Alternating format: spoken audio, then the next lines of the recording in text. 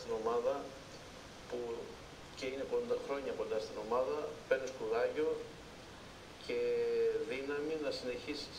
Δεν είμαστε από τους ανθρώπους που τα παρατάνε, μας αρέσουν τα δύσκολα και δεν πρόκειται να παρατήσουμε μια προσπάθεια στη μέση. Σίγουρα θέλουμε όμως κοντά μας κι άλλους.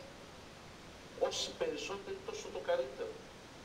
Για να πετύχουμε αυτά που πρέπει για αυτήν την πόλη, για αυτήν την ομάδα. Γιατί το να είναι κάποιος νάουσα είναι μεγάλο πράγμα.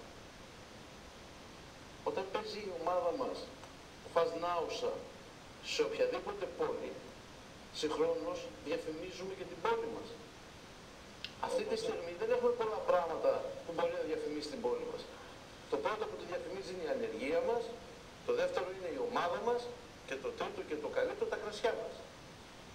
Άρα πρέπει να τα προσέξουμε τα δύο τελευταία, γιατί το πρώτο μας λυπεί όλους. Μάλιστα. Ωραία. Είναι τοποθέτηση αυτή, μ' αρέσει έτσι, γιατί ζούμε στις κοινωνίες μέσα και πρέπει να ξέρουμε που βρισκόμαστε και ξέρουμε και τον περίγυρό μας. Έτσι, μην ψάχνουμε πολλά πράγματα. Ο πρόεδρος έχει απόλυτο δίκιο, γιατί μια ομάδα διαφημίζει την πόλη. Όταν η Νάουσα ανέβηκε η Εθνική του 1993, σε ένα γκάλωπ στο Πανεπιστήμιο Πατρών, έλεγαν από τι γνωρίζει την πόλη της Νάουσας. Το πρώτο που έλεγαν το ποδόσφαιρο, την ομάδα. Έτσι. Εδώ παλιά ξέρεις τι λέγανε.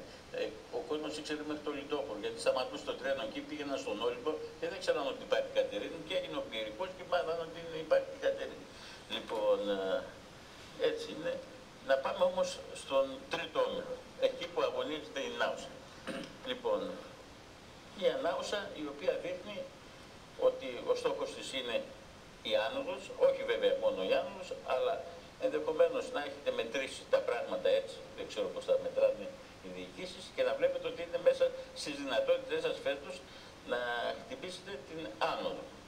Γιατί όχι, όπως είπαμε, η Νάουσα έχει μεγάλη ιστορία στον επαγγελματικό χώρο και γιατί όχι να μην είστε μια από τις ομάδες που θα διεκδικήσουν αυτή την άνοδο. Εμείς, ξεκινώντας... Για πέστε για τον τρίτο όμιλο. Ναι, εμείς ξεκινώντας κάθε πρωτάθλημα, έχουμε την τύχη και την ατυχία να έχουμε μόνο στόχο την άνοδο.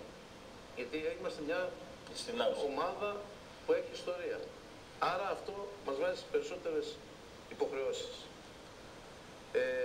Στον τρίτο όμιλο, φέτος όπως βλέπετε, είναι από τους πιο ανταγωνιστικούς ομίλους. Δεν είναι τυχαίο ότι 6 ομάδες διεκδικούν εισάξια την άνοδο. Να δούμε λίγο και τη βαθμολογία, να δούμε. Ναι, συνεχίστε. Γίνεται ένα πρωτάθλημα από τα πιο ανταγωνιστικά των τελευταίων ετών, με ωραία παιχνίδια και θέλω να πιστεύω, επειδή πιστεύουμε στην ομάδα, επειδή πιστεύουμε στη δουλειά, ότι θα είμαστε αυτοί που θα κόψουμε πρώτη τον ύμα στο τέλος, αν όλα πάνε καλά. Η βαθμολογία είναι εδώ, όπως βλέπετε, 45 έχει ο Βατανιακός. Μέχρι και τα Λευκάδια η Μαθίας διεκδικούν την άνοδο. Διεκδικούν την άνοδο. Άρα, για μέχρι τη Λεπτοκαρδιά. Ναι. Και ένα πράγμα που χαίρομαι εγώ σαν άνθρωπος του ποδοσφαίρου της Συμμαθίας είναι ότι βλέπω αυτή τη στιγμή 4 ομάδες της Συμμαθίας να έχουν εξασφαλίσει την παραμονή τους και να είναι σε υψηλές θέσεις. Αυτό σας δίνει ιδιαίτερη χαρά. Αυτό με δίνει ιδιαίτερη χαρά, γιατί είμαι ένας άνθρωπος που ασχολείται με το ποδόσφαιρο και λογικό είναι να νιώθω χαρά, γιατί βλέπω ομάδες του νομού μου να είναι στις πρώτες θέσεις. Μάλιστα. Δεν θα ήταν σωστό να μην είμαι χαρούμενος. Ένα άλλο που μπορούμε να παρατηρήσουμε, βλέποντας τη βαθμολογία και να δούμε και την άλλη κάρτα. Βλέπετε και πόσες στη βαθμολογία, πόσες ιστορικές ομάδες είναι σε αυτό το όμιλο. Ναι, εδώ βλέπουμε τη Σκιάτισσα φέτος, η οποία είναι στην τελευταία θέση. Η Φούφα που διεκδικούσε άνοδο, πρόπερση, αν δεν κάνω λάθος, διεκδικεί τώρα την παραμονή της.